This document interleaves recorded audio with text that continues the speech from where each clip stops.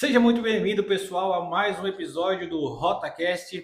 Estamos aqui, nesse episódio especial para vocês e estou muito feliz porque o convidado de hoje é um cara super show de bola. Vou mostrar para vocês já já, mas antes de nós continuarmos, já quero pedir para vocês se inscreverem no nosso canal, ativar o sininho e aí compartilhar, curtir e dar aquela força para o nosso canal continuar crescendo e você continuar recebendo conteúdos de qualidade. Hoje a gente vai conversar com ele, vamos tentar entrar na mente dele, um cara aí que lida com a vida das pessoas todos os dias e já viveu, viu de tudo, já viveu tudo e tem muita coisa legal para compartilhar com vocês. E atrás de um jaleco tem um ser humano. Seja muito bem-vindo, doutor Laurence. Como é que tá, meu amigo? Tudo bem? Grande abraço a todos aí. Muito obrigado pelo convite. Acho que vai ser um prazer a gente poder bater um papo aí. Eu já vivi muita coisa nesses meus 53 anos que eu estava fazendo a conta agora. Pois é, antes de a gente começar aqui, já estava fazendo as contas de quanto tempo o senhor era médico. Doutor Laurence, antes da gente começar, já quero agradecer ao senhor pela disponibilidade de estar aqui batendo um papo com a gente. Nosso programa tem o intuito de levar histórias inspiradoras e acredito que a sua história aí é uma inspiração para todos nós. O senhor que é um médico referência aqui na região de Tubarão e todas as cidades circunvizinhas aqui. E antes de mais nada, eu queria que o senhor contasse, fique à vontade aqui para conversar um pouquinho com a gente e transmitir para a galera também que está assistindo. Como que começou essa vontade de ser médico? Como é que foi a sua infância? O que motivou o senhor a seguir essa carreira? Bem, não sei se todos sabem, Abner, eu nasci na cidade de Tubarão. Nasci no dia 25 de dezembro de 1971, nas mãos do grande médico aqui, né, professor Dr. Irmoto Ferchucci.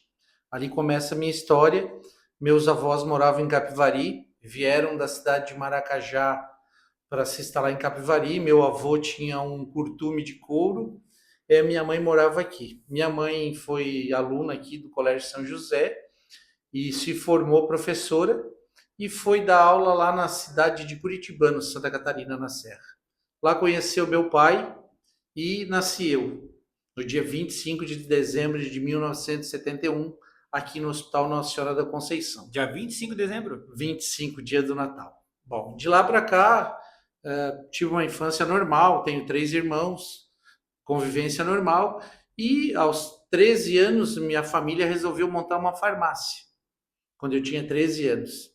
E eu me lembro bem desse dia que eu fui nessa farmácia da minha mãe e do meu pai, fui o primeiro a vender Band-Aid, eu me lembro até hoje. Eu trabalhava na farmácia da minha mãe e do meu pai de manhã, eu estudava à tarde, eu ia para a farmácia às vezes à tarde, depois da aula, e trabalhava no sábado, a quem eu agradeço muito. E dali começou a paixão pela medicina, tinha alguns tios farmacêuticos, e resolvi estudar e fazer medicina. Minha mãe me apoiou bastante e eu fui estudar na cidade de Curitiba com 14 anos. Lá eu estudei, fiz o terceiro ano e me inscrevi para as provas. Estudei bastante, me dediquei e eu passei no vestibular com 15 anos na Universidade Federal de Pelotas, que hoje é considerada a 8ª universidade do Brasil no ranking. E lá eu comecei a estudar com 16 anos. E o senhor desde aí sabia que a vocação era para ser médico? Nunca na minha família, meu pai e minha mãe foram no colégio perguntar minhas notas, né? Então eu passei no vestibular com 15 anos na Federal, Nossa. e entrei com 16. Quando eu fui na aula lá, o cara me disse assim, ó, o que você está fazendo aqui? Porque com 16 anos era você estar jogando bola, fazendo outras coisas. Mas eu era uma pessoa dedicada, né? E passei na Universidade Federal, que a gente sabe que não é uma universidade fácil de passar, com a concorrência grande, e me formei lá com meus quase 23 anos. Quanto tempo de faculdade? 6 anos. 6 anos. 6 anos eu fiquei lá, não tinha 23 quando me formei, ia fazer 23. E aí, por condições, eu teria que trabalhar, já estava na hora de trabalhar, e eu me lembro lá do meu pai, quando no tempo do cruzado, ainda que ele me deu 200 cruzados e disse assim para mim, ó, meu filho, esse aqui é o meu último dinheiro que eu tenho para te dar. Com 22 anos, não tinha 23. Numa divisa entre Rio Grande do Sul e Santa Catarina. Como eu tinha um tio que morava aqui na cidade de Capivari, a quem eu já é falecido, meu tio Sávio, ele me disse, ó, vem para cá, tu vai acabar te colocando aqui no hospital. E naquela época os médicos eram muito fechados aqui, difícil, e eu acabei indo em Jaguaruna. O hospital de Jaguaruna é um hospital pequeno, com dificuldades. Fui aceito para trabalhar lá no hospital, através da direção do hospital, do senhor Pedro Basílio, quem ainda é lá de Jaguaruna, vivo, a quem eu devo muita gratidão e respeito. Ele me aceitou. Eu comecei a trabalhar lá no hospital da Jaguaruna. Não tinha feito residência ainda. O senhor não tinha feito Não, residência? tinha só meus terminou... conhecimentos, só a clínica, né? Só a clínica geral. E eu tinha que prestar o serviço militar. Confesso que eu até não queria muito, mas eles me chamaram para prestar o serviço militar. E eu fui deslocado. Isso era mais ou menos em qual ano? 1995. 95. E eu comecei. O ano que eu nasci, ó. Comecei a trabalhar no hospital, comecei a trabalhar no posto de saúde, a quem eu agradeço muito a população. Comecei a trabalhar no dia 2 de agosto de 1995. Eu me formei no dia 22 de julho de 1995 e eu comecei a trabalhar em agosto. Trabalhei 6 meses, o exército me chamou. Prestei serviço militar aqui no hospital, mas o comandante, como eu tinha um bom serviço, tudo, ele me deixava que eu trabalhasse no hospital da Jaguaruna e trabalhasse no posto. E eu, inclusive, ia fardado trabalhar no posto de saúde de manhã. Atendia cedo. Nossa. E eu vinha para cá fardado já para trabalhar no exército aqui durante o período da manhã. E tem muitas histórias para contar, que ali eu vinha fardado e acontecia muito acidente na BR-101 e eu parava para ajudar. E aí eu fiquei conhecido dos policiais da Polícia Rodoviária Federal, que já sabia que era o médico do exército. Às vezes eu embarcava na ambulância, vinha atender, trazer o acidentado. Então eu fiquei conhecido. E o comandante aqui me prestou uma regalia, talvez, e deixou que eu trabalhasse de manhã lá no posto, trabalhasse no exército de manhã, ficava de sobreaviso à tarde e comecei a trabalhar no hospital. Eles me convidaram para trabalhar no Hospital Nossa Senhora da Conceição. E ali eu trabalhei vários anos na emergência, tempo que só tinha um médico, né, que não tinha nem esse serviço que tem hoje, essa grandeza, né, era um hospital já de médio porte, e comecei a trabalhar ali. E era a referência daquela região? Era a referência, e aí eu fiquei conhecido como médico do exército.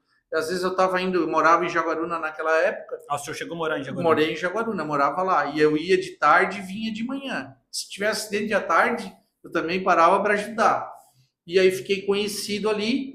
Prestei 2 anos de serviço militar aqui na unidade de Tubarão, na 63ª Companhia. E era para ficar 1 ano, o major me convidou para ficar mais 1 ano, o Major Castro. E eu fiquei ali. Depois acabou o meu tempo, o major disse, olha, acho que agora é melhor você sair, vai vir outros. E aí eu fiquei trabalhando no hospital, fiquei trabalhando em Jaguaruna, no posto de saúde, que eu trabalhei 21 anos no posto de saúde, e fiquei trabalhando no hospital. Trabalhei mais, acho que uns 5 anos, e aí surgiu aqui no Hospital Nossa Senhora da Conceição a primeira residência médica da região de medicina geral, tá? Ou medicina geral e comunitária. E aí A residência, só para a gente entender, a residência, a gente é leigo, né? A residência é para o senhor aprender mais naquela área? Aperfeiçoamento. Eu já tinha ficado 5 anos na emergência, conhecia todos os médicos, mas fiz a residência e fiquei mais 2 anos trabalhando. Daí eu não trabalhava mais no hospital, eu era um residente dentro do hospital, metade dentro do hospital e metade nos postos de saúde de Tubarão. E qual é a diferença de residente e estar trabalhando? É muito diferente, né? Porque a tua responsabilidade é bem maior. Eu tinha contato com todos os médicos que trabalhavam ali. Fiquei mais 2 anos. Isso foi de 2001 a 2003. E prestava a residência durante o dia e trabalhava à noite. Trabalhava na cidade de Jaguaruna, trabalhava na cidade de 13 de Maio. E aí conheci minha primeira mulher, né? E a gente acabou convivendo junto, veio a minha primeira filha. E até teve um episódio muito ruim naquela época. Eu trabalhava tanto que teve um um mês que eu fiz 27 plantões à noite. Meu. Foi isso aí mais ou menos. E cheguei em casa um dia, a minha mulher não estava mais em casa. Ela tinha ido embora, tinha levado todas as roupas Por conta e a minha filha de 3 meses. Claro, era uma convivência difícil, eu não parava em casa, eu trabalhava de dia na residência, que cumpria minhas horas, e trabalhava à noite fora. Para mim, te confesso que aquilo me abalou, me marcou a minha... O senhor tinha quantos anos nessa época? Nessa época eu já estava eu nasci, foi 23, eu já estava com 30 anos mais ou menos. 30 anos. Mas vamos só voltar um pouquinho no tempo. Quando o senhor estava estudando, prestes a se formar ali, teve algum momento que o senhor pensou assim, ó, não vou conseguir? Teve aquele sentimento assim, será que vai dar certo? Não, Abner, não. Eu sempre fui um cara dedicado e me dediquei Focado. ao que eu fazia. Nunca. Tanto é que eu passei 6 anos da faculdade, nunca peguei um exame, nunca fiquei numa recuperação, nada. Porque eu sabia que eu queria, né? Uhum. Sabia que eu precisava, né? E é a minha vocação. Eu tenho certeza que se eu voltasse no tempo, eu com certeza seria médico. E depois que o senhor se formou ali, o senhor lembra de qual foi o primeiro paciente que o senhor atendeu? Lembro, na Jaguaruna. Lembro até hoje, no primeiro plantão que eu fiz, chegou uma criança de 3 anos convulsionando. E o pai entregou ela no colo da enfermeira e ele disse, ó, se meu filho morrer, eu te mato. Nossa. Foi, a primeira vez, era uma convulsão febril. Mas a gente estudava, sabia o que fazer, né? E aí a criança acabou salvando, ficou tudo bem. E como que é essa diferença? Tem muita diferença, assim, hoje o senhor sai da faculdade, é formado, e eu acho que ainda na época que o senhor se formou era mais diferente do que hoje, né? Hoje eu acho que está um pouco mais avançado. Abner, assim, a medicina avançou muito, né? O médico, ele não consegue saber tudo, ele tem que estar se atualizando, estudando. Só que naquela época não existia celular, computador, rede mundial de computadores, eram os livros e o que você estudou. Então sempre você estudava, mas tinha aquele negócio por trás dizendo, não, você precisa estudar mais, você precisa saber mais. Hoje, se você não sabe, você dá um clique na internet e você vai saber. Então eu acredito assim, e tinha muito mais relação médico-paciente. A minha faculdade, a Universidade Federal de Pelotas, a quem eu agradeço, até hoje a FAMED, ela me ensinou muito a relação entre o médico e o paciente, isso é muito importante. Isso é uma coisa vital, né? Porque às vezes você não consegue curar a pessoa, mas você tem que aliviar, você tem que às vezes se colocar no lugar dela, você tem que manter uma boa relação. E isso eu aprendi lá. E uma história que marcou o senhor nesse tempo? Teve várias, assim, ó, várias, mas teve um senhor que eu me lembro no Hospital da Jaguaruna, era um hospital pequeno, que tinha feito uma cirurgia no mutirão e ele estava internado e ele teve uma parada cardiorrespiratória. E a gente tentou reanimar, tentamos, e ele acabou voltando. Voltando, a gente tratou, ele veio para o Hospital de Tubarão, e eu tinha muita ligação com o Hospital Tubarão, então a gente conseguia transferência. E ele acabou se salvando. Então aquilo me marcou bastante.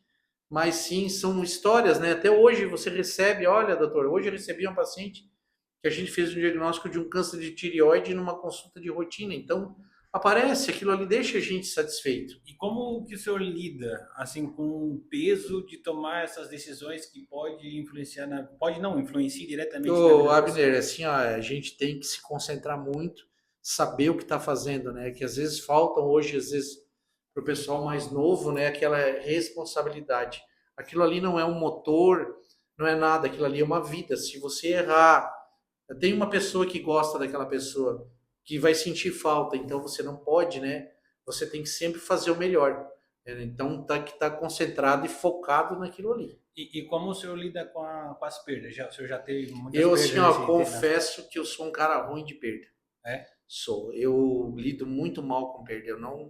Eu não sei perder um paciente. Tanto é que eu, assim, ó, às vezes não vou muito em velório porque de um paciente meu, porque eu sinto a perda. Aquilo ali me machuca. Então, sente demais. Então é um defeito que eu tenho, eu não consigo lidar com a perda, né? Então eu vou indo até não dar mais. Às vezes eu tenho até que dizer para o familiar, olha, aconteceu semana passada de uma paciente minha, eu já tinha avisado a familiar, mas eu sofro por causa do familiar. Então eu não consigo, assim, eu lido mal com isso aí. É um defeito que eu tenho que eu tenho que aprimorar. Eu não consigo, né, simplesmente dizer, olha, seu familiar faleceu.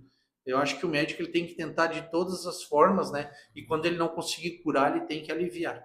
Mas isso também pode se olhar como uma qualidade também, né? Porque o senhor também não vive no automático, um robô tratasse ali, é só mais Então, um, mais Abner, um. eu sempre digo assim, ó, eu gosto muito do que eu faço, entendeu? Se eu ficar atendendo até tarde, aquilo ali não faz mal para mim, entendeu? Uhum. Então, ali poder ajudar as pessoas é a melhor coisa que acho que a gente pode fazer, né? Uhum. E agora, entrando um pouquinho na como conciliar essa vida corrida e a vida pessoal. O senhor já tinha tocado um pouquinho no assunto ali do Até eu início quero da. voltar depois um pouquinho, como eu falei, que em 2003 o hospital lançou a residência e eu acabei fazendo a residência de medicina geral comunitária. Depois ainda eu fui a Porto Alegre, fiz mais uma especialização em geriatria, né? Uhum. Então aquilo eu gosto muito dos idosos. Para mim eu sempre digo, ó, como é que tá essa menina, como é que tá esse menino, porque para mim são meninos e meninas. Uhum. Então eu gosto muito disso. E falando, né, no pessoal e no profissional, às vezes a minha família sente tanto essa história que eu te contei E como o senhor lidou com essa. com a minha mulher, a minha primeira mulher tinha ido embora, daí a gente conversou, liguei para os familiares dela, expliquei a situação, ela ficou 15 dias fora da cidade, eu acho que naqueles dias eu emagreci 10 quilos, porque eu sentia a perda da minha filha, né? Uhum.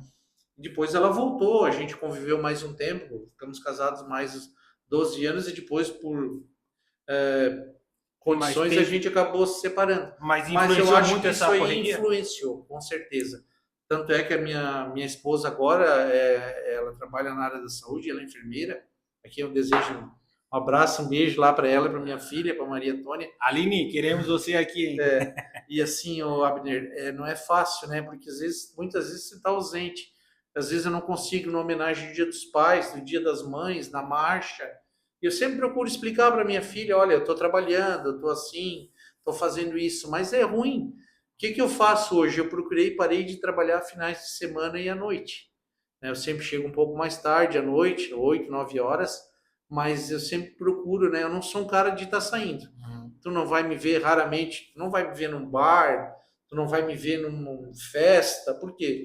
Porque eu preservo o final de semana para ficar com a minha Com a família, família. né? Não vou sair de casa, Valorize esses deixar minha momentos. filha, minha esposa, né? Uhum. Dificilmente eu vou sair, eu vou fazer uma caminhada, mas se eu faço, eu vou junto com eles. Por quê? Porque eu sei que, né, eles são importantes para mim. Eu sempre digo que a minha bateria recarrega quando eu chego em casa.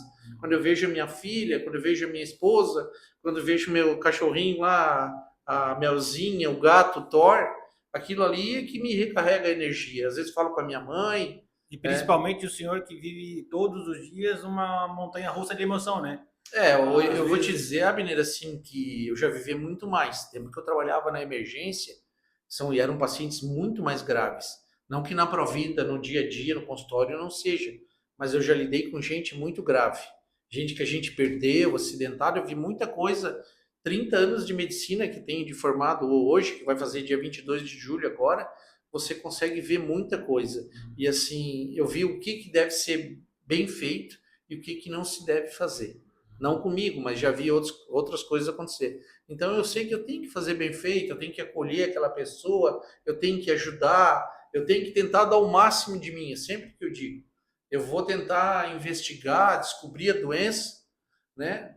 Não para me, porque eu quero que essa pessoa melhore, né? Eu procuro não desistir enquanto eu não tiver certeza de que não é uma coisa grave, uma coisa que pode prejudicar. E esse fato da gente conseguir ter contato com muita gente acabou me deixando conhecido. Eu gosto de amizades. Como eu disse, eu não sou um cara de ir na tua casa, frequentar, eu prefiro mais a minha privacidade. Eu tenho poucos amigos, tá? Poucos mesmo. Mas, assim, são pessoas que eu convivo, né? E convivo, às vezes, final de semana. Mas, assim, eu não sou de ir para bar, para jogo, para praia. Uhum. Gosto de dar meu bugzinho, fazer um Do churrasquinho, golfão. do golfe, sempre tentei, cada um tem suas manias, né? Mas assim, mas não sou de muita, mas eu fiz muita amizade. Às vezes tem pessoas que eu nem reconheço.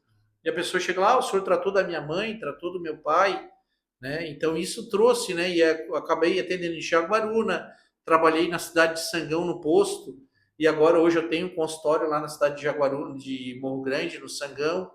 Tá, só para o pessoal entender. Hoje o senhor está atendendo, a gente vai começando a falar e tem muita coisa para falar, mas hoje o senhor atende Jaguaruna, Sangão, 13 de Maio, Tubarão. Quais os locais que o senhor atende? Me pergunta, né? Como é que tu consegue, né? Como é que concilia tu dizer? Como é que tem tempo? Cara, tem que ser organizado, né? Tu tem que ter uma disciplina. Acho que eu aprendi muito isso no Exército, ter a minha disciplina, né? Dei aula 23 anos na Faculdade de Medicina, até uma novidade, eu acabei de contar, né? Essa semana, na semana, eu fiz o meu desligamento da faculdade. As atividades. Encerrei as minhas atividades. Questões... Depois de quantos anos? 23 anos na Faculdade de Medicina. Todos os que são formados da Faculdade da Unisul, até a última formatura, eu dei aula. Todos. Nossa, 20 anos. Quantos médicos? Então, assim, procurei dar o máximo que eu tinha para dar. Por questões administrativas, não foi mais possível que eu continuasse. Eu entendi, gostava muito de dar aula, muito mesmo. Eu tenho um familiar, meu avô, parte paterna, era professor, então talvez aquilo também tinha uma veia de professor. Então sempre, nunca ganhei nada de mão beijada, não tenho pai e mãe ricas, tudo que eu consegui foi com o meu suor e trabalho, nunca ganhei nada. Como eu disse, ganhei meus R$200, 200 cruzados, quando eu me formei, né? E então, assim, fiz muita amizade. Então, hoje, é aquilo que eu te disse, então, atendo hoje em Jaguaruna, que esse eu nunca jamais vou deixar de atender, lá na Clinivida, próximo do hospital. Tem uma Clinivida em Morro Grande, começou pequenininha, mas ela já está aumentando. Jaguaruna, Clinivida, Morro Grande, Clinivida. Atendo no hospital de 13 de maio, a quem eu agradeço lá, o padre Nivaldo Seron, que deu oportunidade. Já tinha trabalhado lá quando eu fazia residência, eu fazia plantão de noite lá, às vezes a semana inteira, acabava a residência, eu ia para lá. Então, eu até agradeço o padre, porque assim, me deu uma oportunidade e ainda me dá, eu atendo lá. Eu tenho um consultório na Unimed aqui. A senhora atende na Unimed? Na Unimed, na frente do Farol Shopping, toda sexta-feira. Eu trabalho na Provida de segunda a quinta no pronto atendimento. Eu comecei lá em 2003. Na Provida também? Na Provida, são 22 anos que eu estou lá. Então, assim, tenho um conhecimento, agradeço também muito. A Provida tem um histórico de vida lá. E dava aula na Faculdade de Medicina. E agora a gente lançou um novo desafio, que foi essa clínica, que é a Delucamed. Ela começou com uma clínica de medicina do trabalho. É uma clínica modesta, não tem nada de suntuosidade, porque não é minha característica, nada de coisa assim, de suntuosidade. É uma clínica onde eu atendo a medicina do trabalho e agora comecei a atender os pacientes que me procuram. Como eu sou conveniado com o sistema Unimed, o sistema ASC Saúde, que é dos professores e policiais, e o Saúde Conceição. Então a gente está engatinhando, começando essa clínica e já está tendo um movimento, entendeu? Então, para o pessoal que quer saber onde é que fica. Fica bem localizado. Pessoal. Fica bem em cima do Chiquinho Sorvete, o edifício Portugal ali, sala 109.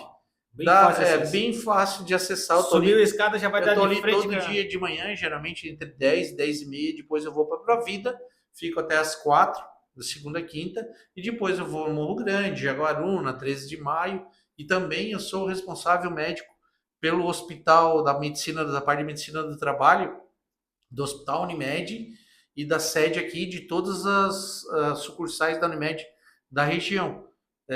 Toda a parte de medicina do trabalho, de acidente de trabalho, de exames periódicos, de exames que evitem contaminação dentro de um hospital. Tudo o senhor atende? Tudo eu sou responsável. Então, sim, gosto, como eu te falei, gosto de trabalhar, mas a minha energia... Estamos falando com um homem que tem, acho que o dia dele tem 36 a 46 horas por dia. Eu não sei como é que ele consegue... Eu trabalho assim, tranquilo, 12 a 14 horas por dia, parando para almoçar, né? E fazer xixi. Almoçar 20 minutos e depois vou tocando isso aí. Então, essa foi minha vida, sempre ajudando, nunca menosprezando ninguém. Eu também não vivo. O dinheiro, eu sempre falo que ele é uma consequência. Ele não deve vir em primeiro lugar, ele vai vir, mas desde que você preste um bom atendimento, né? E a gente vê, como eu te disse, né? A gente está vendo a medicina evoluir muito. mas que eu te digo, o ensino também tem que evoluir bastante. Os estudantes eles têm que entender que a medicina ela é uma Pois arte. é, uma curiosidade minha. O senhor acha, o senhor tem muita experiência e é super profissional no que faz. O senhor acha que com os tempos modernos que a gente está vivendo, isso é muito bom também, mas tem um outro lado que deixa o pessoal meio preguiçoso na hora de estudar ou na hora de se aperfeiçoar, como na sua época o senhor tinha que buscar livros e não tinha nada de mão beijada. Em contrapartida hoje, como é que está a sua visão em É, relação a isso? Abner e demais telespectadores, é muito diferente. Quando eu me formei lá em 1995, o auge era um mimeógrafo ou um projetor. Hoje tu tem tudo na mão de um celular. Então, às vezes, realmente a pessoa não quer se preocupar em estudar, porque ela vai. Daqui a pouco a inteligência artificial vai te dar o diagnóstico, né? Eu fico preocupado como que a medicina vai evoluir, né? Porque a gente às vezes vê muitas coisas que elas podiam ser conduzidas de uma maneira diferente, talvez, né, um pouco mais de atenção, um pouco mais de investigação e às vezes acaba, né, saindo diferente. Então, assim, eu realmente tenho a preocupação. A medicina daquela que eu me formei há 29 anos, que vai completar 30 agora, é bem diferente da medicina que a gente vê E o agora. senhor acha que as instituições de ensino, elas hoje estão visando mais lucro do que a qualidade no ensino? Ou como Ô, é que o senhor Abner, pensa assim, é isso? difícil, né, você estabelecer, mas pela impressão que eu tenho, isso mudou muito, né? Eu vim numa faculdade federal, né, onde era totalmente diferente de uma faculdade particular. Eu vejo que isso está mudando muito, está virando muito business, muito negócio, e isso não é bom para a medicina, né? A medicina ela precisa de envolvimento humano, né? Não é um computador, né? Ela precisa de ter mais envolvimento humano e isso está se perdendo, está se passando mais para a parte tecnológica e o humano está deixando de lado. Jamais, né? Eu sempre digo e eu aprendi lá com os meus professores, a quem eu respeito e agradeço, que o melhor exame que existe, né, para um paciente é escutar o paciente, examinar com tuas mãos, examinar com o teu ouvido. Esse é o melhor exame. E os exames que vão ser necessários são exames complementares.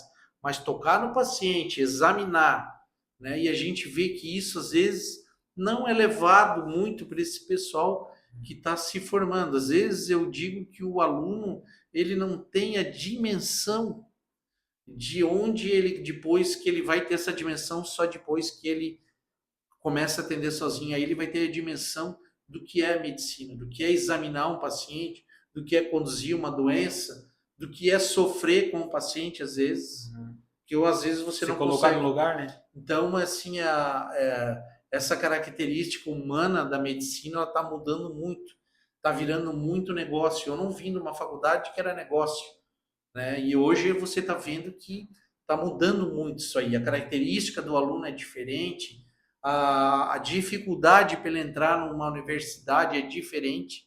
Eu tive que estudar muito, não foi pouco. Foi muito, né? Sábado, foi muito domingo. E hoje, e fui cobrado por isso, né? E hoje, quando você cobra um aluno, quando você pergunta para ele como é que é, por que, que ele não fez isso, por que, que ele não fez aquilo, né? Ele acha ruim, né? Então isso aí mudou muito. Não estou dizendo que é só aqui, em todos os locais, mas Em todas as áreas também hoje. tanto é que você está vendo que o Conselho Federal de Medicina já já vai lançar uma prova. O cara vai se formar médico, mas ele não vai, né? Eles estão falando que não vai poder exercer. Ele vai ter que fazer uma prova teórica e prática. Eu sou a favor disso e a maioria dos médicos são, porque a gente vê o que está sendo feito, o que está saindo, né, dessas universidades. Isso eu digo no geral, não é, né? Porque também a população fica à mercê. Entender se daqui a pouco é o teu pai, a tua mãe, a tua tia, o teu filho, daqui a pouco sou eu, né? Então isso aí vai ter que mudar, né? Porque a medicina não é só negócio, né? A medicina é responsabilidade, é competência, é compaixão do paciente, é saber escutar, ouvir. Então E isso que uma eu tenho coisa que eu visto. acho muito admirável no senhor é como o senhor se coloca com os seus pacientes. A gente trabalha junto também e eu acompanho o senhor lá. E quando estou na sala de espera, eu vejo aquelas senhoras falando, ou falando entre elas assim, não, eu venho aqui porque eu amo ele me entende, ele fala o que eu preciso e tal, então É isso aí que eu aprendi na minha faculdade lá, Abner, foi ter o contato direto com o paciente, olhar no olho, examinar. Às vezes a gente não acerta tudo, a gente pode errar, né? Mas pode errar tentando fazer o melhor, entendesse? Então, doutor Lourenço, deixa eu colocar uma aguinha para o senhor aqui, ó. Bota aí que eu tô falando demais. A nossa conversa tá boa, gente. Acho que tem a minha veia do meu avô que é professor, né? Não vou ter a oportunidade, talvez, que a minha filha, tem uma delas que provavelmente vai fazer medicina, né? Que a gente tenta, que é a Maria Antônia, mas eu queria dar aula para ela, é a menor, mas ela quer ser veterinária. Quer ser veterinária? E a primeira faz faculdade de cinema. Cinema? Cinema. Totalmente diferente. Mas sabe que o pai sempre tem sempre ele, né, mais entende. Doutor Lourenço, quando o senhor tomar uma aguinha, eu quero agradecer aqui nossos patrocinadores, tem que fazer aquele agrado com eles, porque é através deles que a gente continua aí no ar. E antes disso, eu já peço para você se inscrever no nosso canal, ativar o sininho aí, compartilhar esse conteúdo, porque histórias como essa, inspiradoras do Dr. Lourenço aí possam alcançar o máximo de pessoas possível. Então, queremos agradecer a Kern Oliveira, Advocacia Empresarial, nossos parceiros ali, o Washington, o Luciano e o Dan, que nos ajudam aí patrocinando o nosso programa. Também Miau, o Hospital Veterinário, na pessoa do Mário e da Sol, em Jaguaruna, super parceiros também. LV Engenharia Interiores, muito obrigado, LV. Laís Vieira, não posso esquecer, esse aí é um patrocinador que eu não posso esquecer, doutor Lourenço, senão, Gente, estamos seguindo aqui com o Dr. Lourenço, um grande amigo, e é legal a história, como eu conheci o Dr. Lourenço. O senhor lembra ou não? Lembro. Eu trabalhava na aviação. Na Latam. E te deu uma dor nas costas. Eu fui, e olha só, eu fui carregar um cadeirante para o avião, que ele foi viajar, eu trabalhava na pista, e peguei o cadeirante numa cadeira elétrica lá, uma cadeira eletrônica. Sei. E ele foi subindo, no final que eu levei ele lá, senti uma fisgada nas costas. Nunca senti dor nas costas. Aí, beleza, foi. Daqui a pouco senti, extravei, falei, não dá, tenho que ir para o hospital. Fui para a Unimed, aí ela assim para mim, aí eu não conhecia o senhor. Vamos lá, doutor Lourenço. Doutor Lourenço é um médico bom. E eu não gosto de... Eu conversava assim, eu não gosto de médico. E assim, eu não fui. Não, falei, não vou tomar um remédio aqui. Se não passar, daí eu vou. Fui na Unimed e fui no hospital de Tubarão e não adiantou. Daí assim, vamos lá no doutor Lourenço. Fui lá na Clínica Vida, em Jaguaruna, atendi ele assim. Aí eu conversando, ele disse, tô também trabalhando com marketing. Tá trabalhando com marketing? Eu preciso de um marketing. Aí já fizemos uma entrevista, já sabia como é que funcionava a Latam. Já fizemos amizade, né? Que é o que eu mais gosto da amizade, da conversa. E o meu pai já tinha passado pelo senhor também. E o mais importante é que tu melhorou, né? Melhorei. Descobri que tu tinha um problema de coluna. Já eu descobri que tinha uma hérnia, quase hérnia ali. Ficou curado. Graças a Deus, em atendimento show de bola. Doutor Lourenço, olha só, algumas curiosidades e mitos que a gente separou aqui para o senhor responder para nós sobre a medicina. Primeira, tomar água com açúcar acalma mesmo ou é história de antigo? É que, na verdade, o açúcar vai aumentar a glicose, né? Talvez se você tiver, isso pode melhorar um pouco. Tem essa lenda, né? Mas se tu pegar na literatura médica, tu não vai encontrar nada dizendo que é para tomar água com açúcar. Então, talvez é lenda, mas é uma lenda que funciona, né? Entendi. Mas cientificamente a gente não consegue não é comprovar. Segundo, essa aqui vai pegar, ó. O médico tem a letra feia de propósito?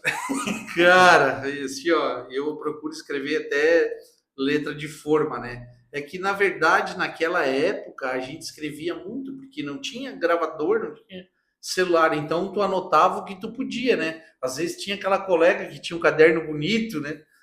Que a gente sempre fazia no xerox, mas realmente a gente escrevia muito rápido. Então, a tendência que, às vezes, muitas vezes, tu acaba escrevendo com a letra ruim.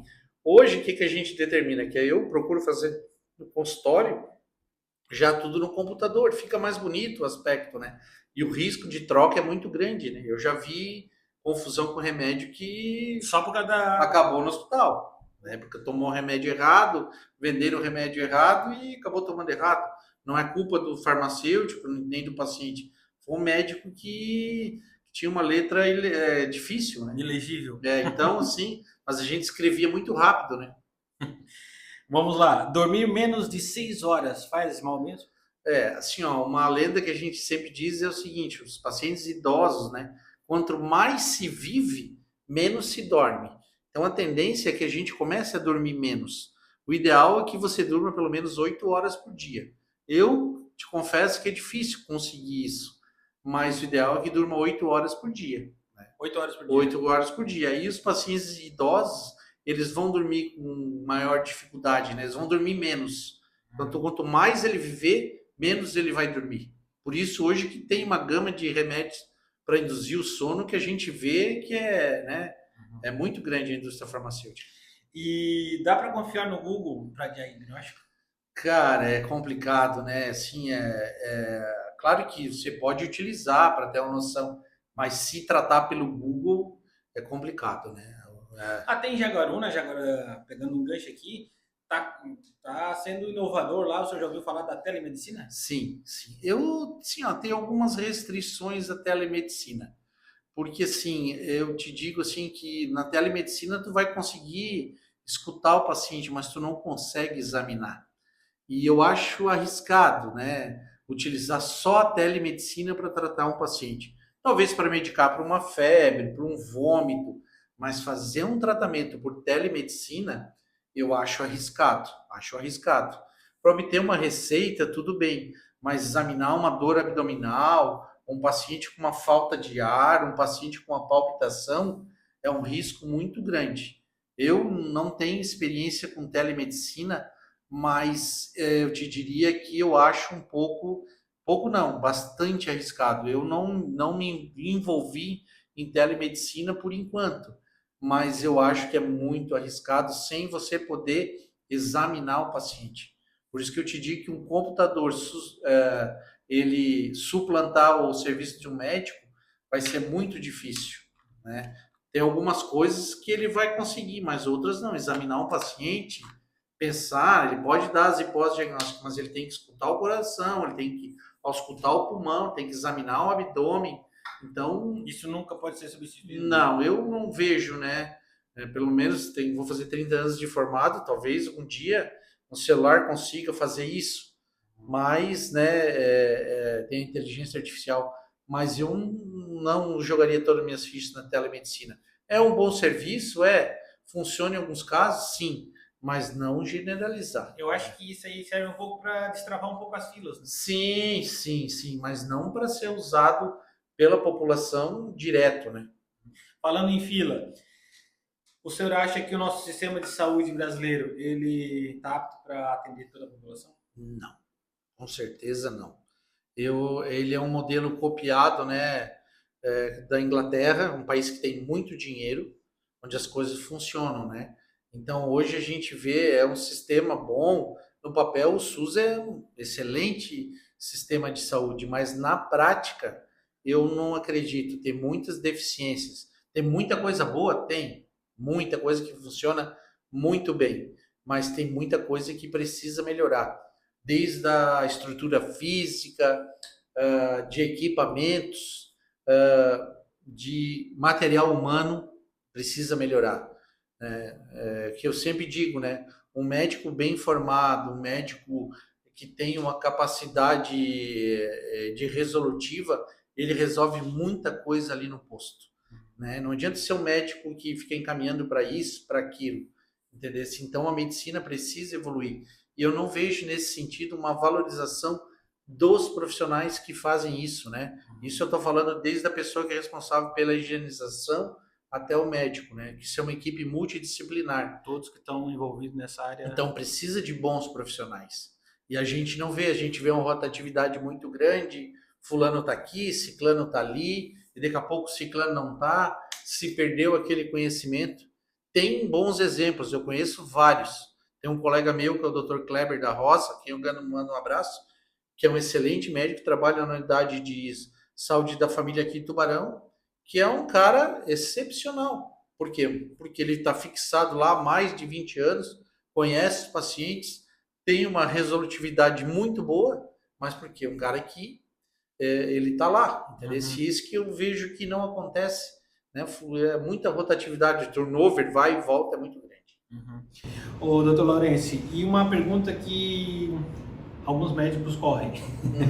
Eu vi. O senhor acredita que já existe a cura para o câncer, mas ainda não foi divulgada devido à indústria farmacêutica? O que o senhor acha? Isso é uma questão muito polêmica, né? Eu te diria assim, eu penso como na ciência, né? Se a ciência tivesse esse conhecimento, né, ela não ia conseguir segurar por muito tempo. Então, assim, eu acho que está se estudando, tem muita evolução, mas assim, a gente pensar muito pequeno que pessoas poucas detenham esse conhecimento e deixam um monte de gente sofrer. Então, essa é minha visão. Então, é difícil, né? Então, a ciência está evoluindo. Quem descobrisse agora do câncer, será que a pessoa ia ter coragem de segurar aquilo ali? Não, eu vou ficar para mim. Então, isso que eu penso. Mas, claro, por outro lado, tem teorias da conspiração, né? Não dá para a gente duvidar. É uma pergunta difícil, né? Eu penso pelo lado da ciência, entendeu? Uhum. Pelo lado da ciência, eu não acredito que ainda tenha cura, ela está evoluindo. São tratamentos caros, né? Porque eles são muito investimento da indústria farmacêutica, então tem um lobby muito grande, tem muita coisa por trás, Tiago, que a gente não sabe, né? Não sabe de onde que vem. É que nem a história do Covid-19, né? Pois é, era um Da onde é assunto, que veio? é um assunto que eu ia entrar agora. Eu sei que nessa época ali foi muito complicado para todo mundo, né? Mas vocês que estavam na linha de frente, como que foi, assim, lidar com tantas perdas? E o senhor chegou a ter, em algum momento da sua carreira ali, um momento que teve que decidir entre uma vida e outra? Olha, isso aí foi uma coisa muito triste. Eu me lembro que eu vinha domingo, estava na BR, vinha ali de Laguna, e eu vinha vindo, escutei sobre o vírus, né? Covid. Ainda disse para minha mulher, isso aí vai ser uma lástima, uma desgraça, se for verdade. E deu uma semana, já tinham contaminado São Paulo. Cara, teve dia que eu levantei de manhã e disse, pai, eu não vou trabalhar. Mas aí eu pensei, pai, eu não posso fazer isso. Não posso fazer isso por mim nem pelos pacientes. Meu dever é esse. Muita gente perguntava, ó, oh, você não tem medo? Por que você não se afastou? Cara, eu nunca tive medo. Sempre enfrentei, vi cenas horríveis que eu, assim, ó, que me marcaram, tu me perguntou, né? Perdi um amigo que eu descobri o Covid nele, em 4 dias ele foi para o hospital, na hora que eu entubar ele, eu fui lá, eu vi ele se despedir da família e uma semana depois ele estava morto. E isso aí, assim, ó, coisas, cenas terríveis. Vi um rapaz lá da Jaguaruna também, que a esposa estava grávida.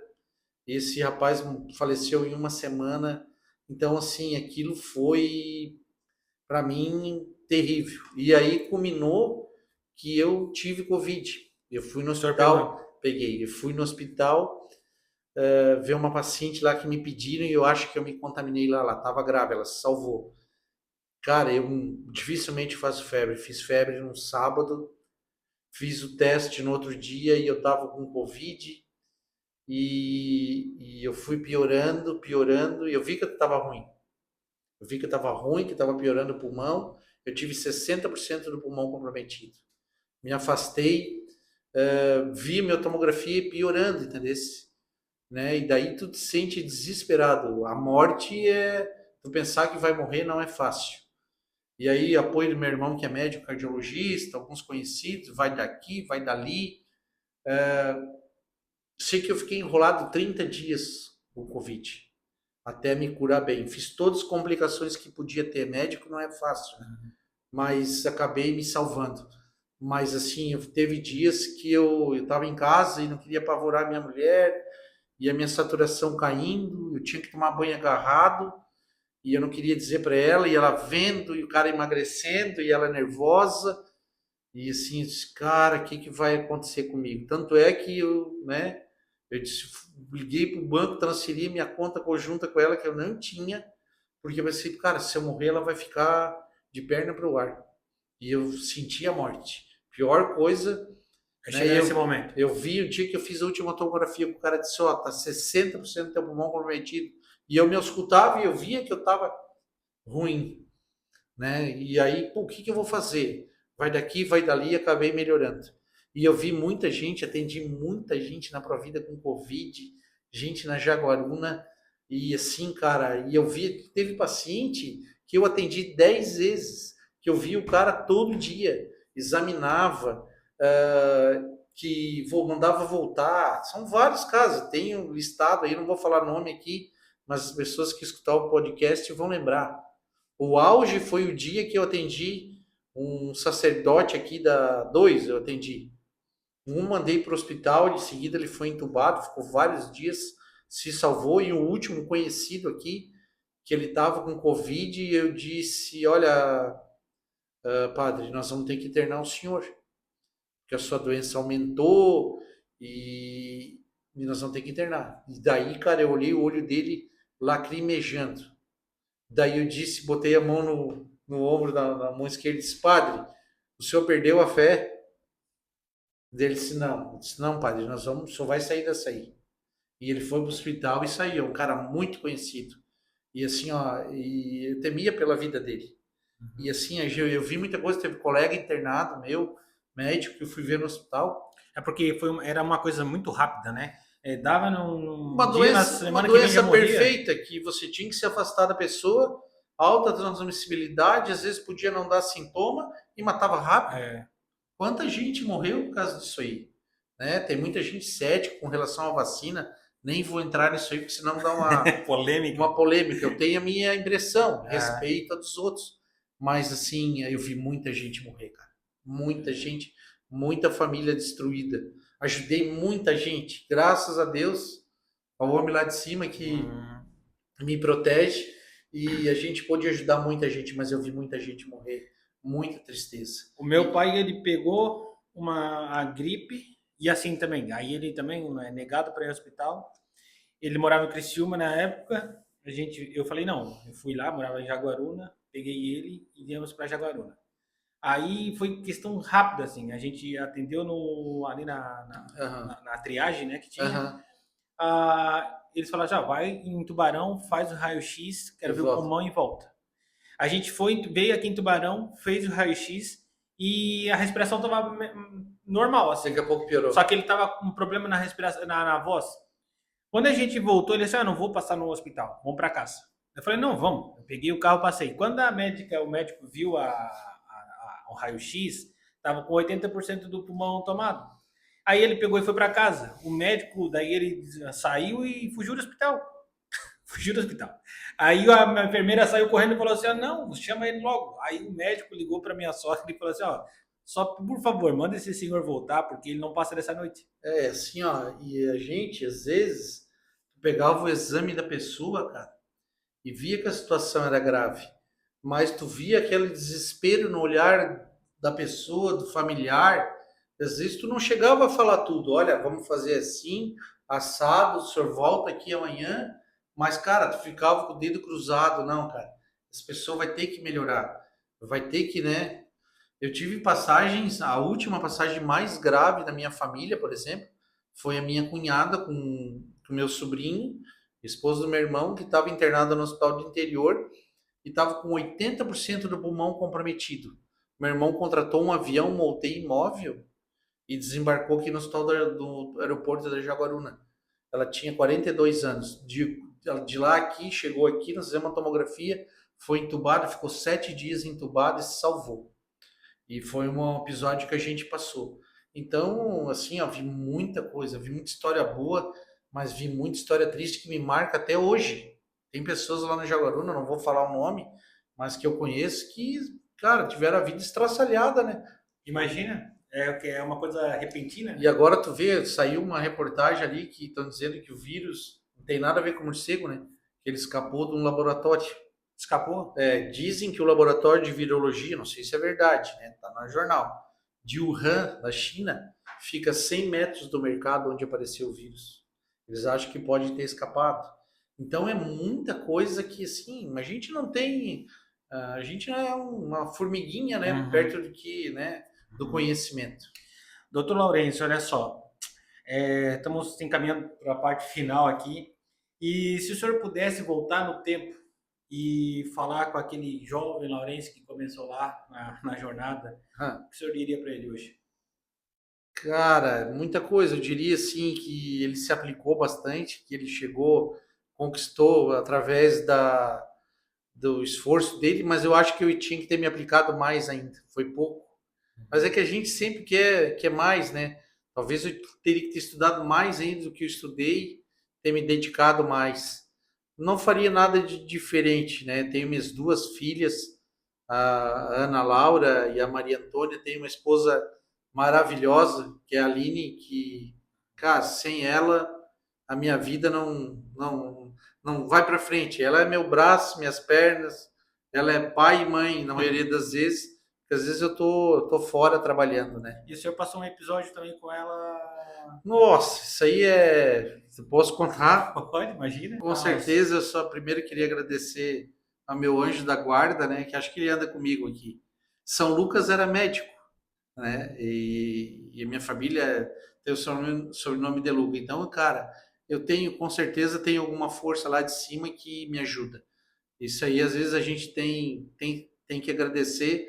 E a minha esposa está viva, talvez hoje, por tudo que aconteceu. Ela teve uma dor no peito às 11 horas da noite, ela tem 40 anos, Isso foi ano passado? ano passado. E nós fomos no hospital, ela ficou meio pálida, eu vi que ela não estava bem. Levamos no hospital, era um ex-aluno meu que estava ali, a gente fez um eletrocardiograma, um eletro normal. Mas, cara, alguma coisa me dizia que tinha alguma coisa errada. Foi medicada, fizemos o primeiro exame de sangue e deu normal. Ah, não é infarto. Cara, durante a observação lá, por isso que eu te digo que a gente sempre tem alguma coisinha. Tinha o meu anjo da guarda ali comigo, de certeza. Eu vi que ela fez uma arritmia. Eu disse, cara, isso aí não é normal, mas não falei para ela. Repetiu o eletro normal. Aí eu disse, cara, vamos repetir mais uma vez o exame de sangue. 4 horas da manhã o resultado veio. O primeiro tinha dado normal. Eu repeti o segundo, era um infarto. Um infarto com eletro normal. Cara, minha vida Um infarto com elétrico normal? normal, isso pode acontecer. Chama de infarto agudo do miocárdio sem supra. Ela foi para UTI, minha filha pequena perguntando se a mãe ia morrer. Levamos a minha esposa para a UTI. No outro dia a gente fez um cateterismo de urgência. Eu fiquei esperando, eu nem entrei na sala, porque eu não tinha condições. Um amigo meu foi lá, o doutor Marcelo, a quem eu agradeço até hoje, ficou comigo. E ela fez um negócio chamado Minoca, que é um infarto do miocárdio sem obstrução da coronária. É uma dissecção. 5 a 6% dos pacientes podem fazer isso. Nossa. É uma coisa que não é que está começando, está se estudando, é mais em mulheres de idade jovem, uso de anticoncepcional, às vezes estresse severo. Até o pessoal brinca, é tu que deixou ela muito nervosa. Cara, né? E aí ela ficou na UTI, ficou no quarto. Teve algum Olha, momento que o senhor pensou que ela ia partir? cara, eu não sei o que ia ser da minha vida. Te juro que se ela tivesse morrido, eu não sei o que eu ia fazer.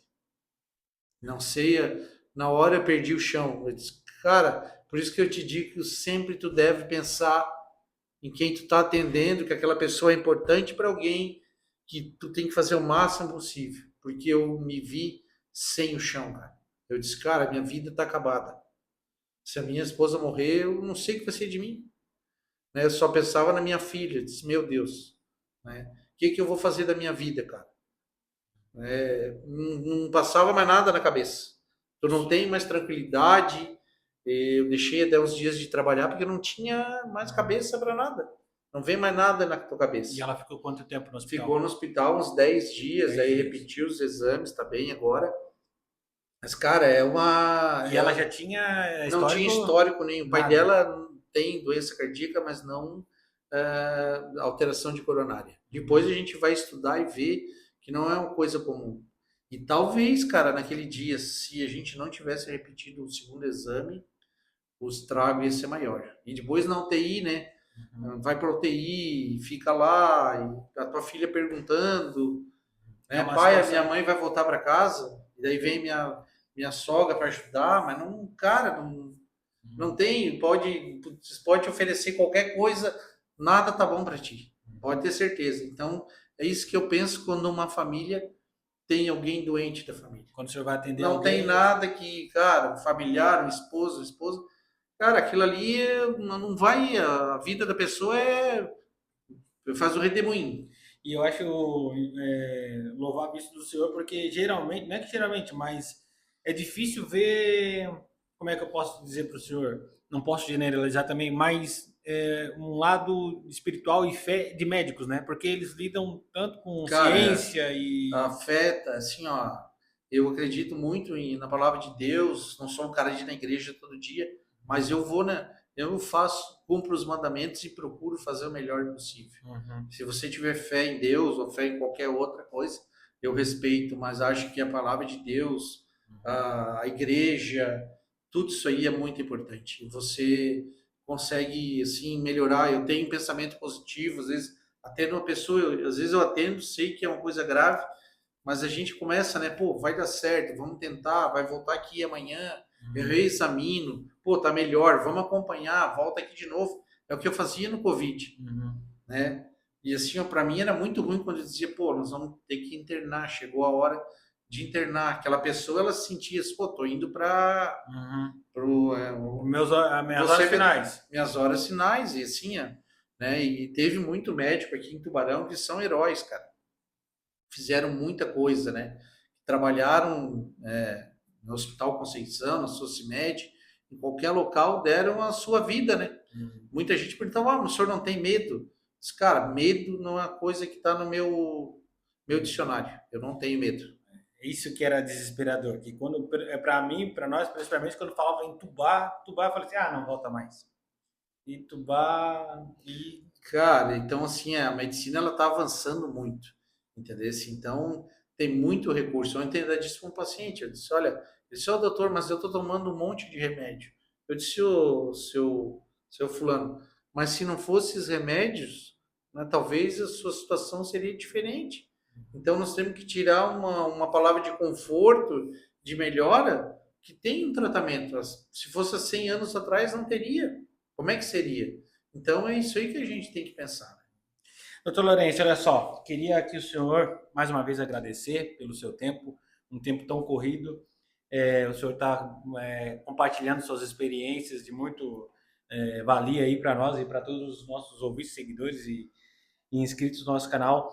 E eu queria, para essa câmera aqui, que o senhor falasse para quem está ouvindo, para quem tem um sonho, para quem está principalmente para quem está na medicina agora, né, na faculdade de medicina, uma palavra de apoio, como seguir, não desistir. O senhor ainda que é ainda mais inspirador, porque o senhor veio de família humilde, que é mais difícil ainda em se formar em medicina. Hoje a gente sabe que é uma faculdade bem custosa.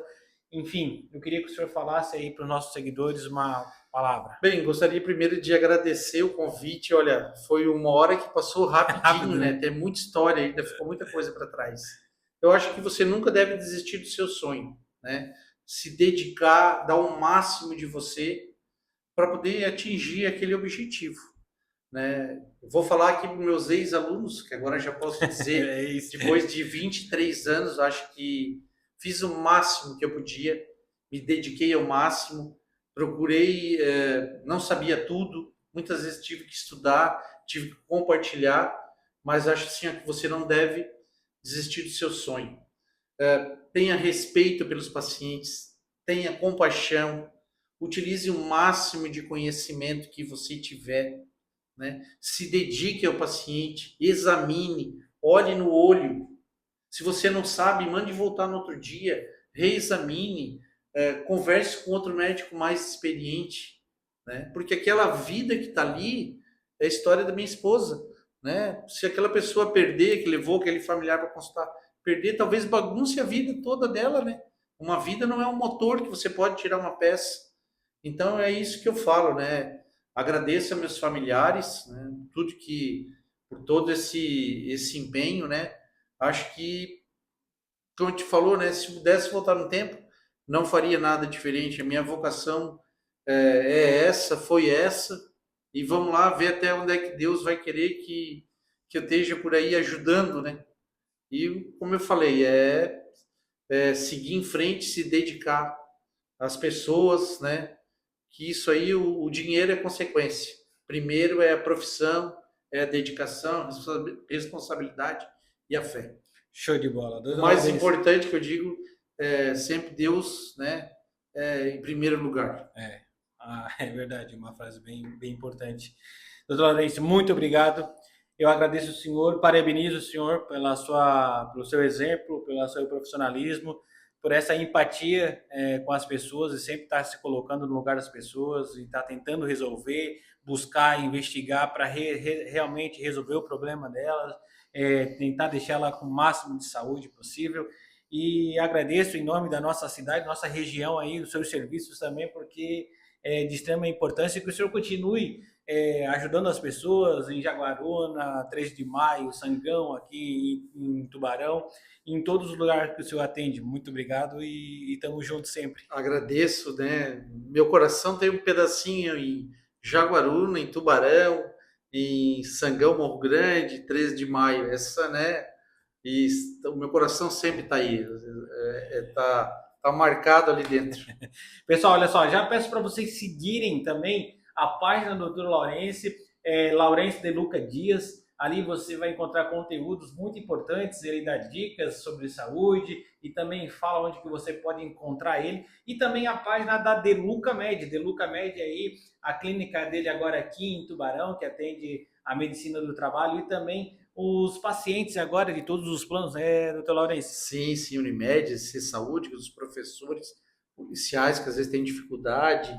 Então a gente acaba atendendo Unimed, Saúde Conceição. Então é isso aí, eu vou deixar aqui na descrição do vídeo para vocês seguirem a página dele ali e estarem por dentro de tudo o que ele faz e onde que ele está. Vou pedir um tempinho para mandar um beijão para minha mãe, que é uma grande inspiradora aí, uma lutadora. Como é que é o nome dela? É a Dona Maria Juvelina, o apelido é Nena. Dona Nena, um grande abraço para a senhora, tá? Tudo de bom para a senhora fez um filho aí excelente, tá? Pessoal, muito obrigado e também não se esqueça de se inscrever no nosso canal, ativar o sininho. Muito obrigado aos nossos patrocinadores, aos nossos aí colaboradores, estamos juntos sempre e até a próxima.